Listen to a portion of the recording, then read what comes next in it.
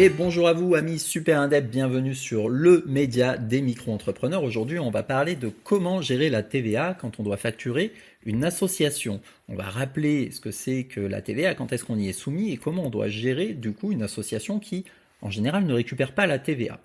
Alors pour rappel, on facture la TVA soit par choix, soit quand on dépasse un certain seuil de chiffre d'affaires pour lequel on est obligé d'être redevable de la TVA. C'est d'ailleurs tout le sujet du moment. Si vous avez suivi l'actualité entre janvier et mars 2025, il y a un gros sujet sur des éventuels changements de ce plafond. Bon, à l'heure où je fais cette vidéo, en tout cas, le plafond est toujours à 41 250, même s'il y a des chances, je le répète, que ça change dès cette année. Mais quoi qu'il en soit, ce qu'il faut retenir, c'est que vous faites du CA et arrivé à un certain niveau de CA, en fonction de votre activité, vous êtes obligé de passer à la TVA ou vous pouvez choisir d'y passer sur option avant, car je le rappelle, ça peut être très intéressant pour récupérer la TVA sur ses dépenses.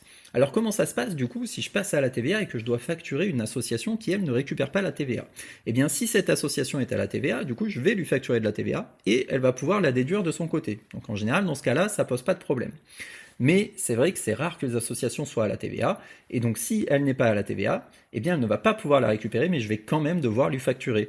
Donc évidemment, là ça peut être compliqué, puisque ça veut dire que si je facturais avant 1000 euros hors taxe, maintenant je vais devoir facturer 1200 euros, donc concrètement, l'association va me payer 200 euros de plus pour un service strictement identique. C'est le principe de la TVA.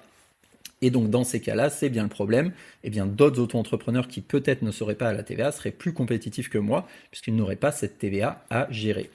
Évidemment, dans le cas où je ne suis pas redevable de la TVA, si l'association est à la TVA, je ne lui facture pas, mais si elle n'y est pas, je ne lui facture pas non plus.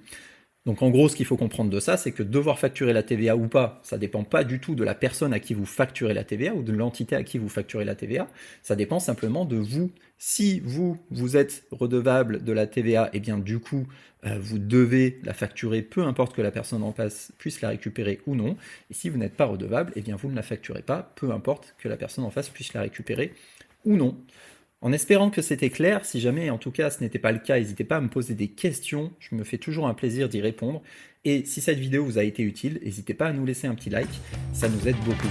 Merci, très bonne journée à vous.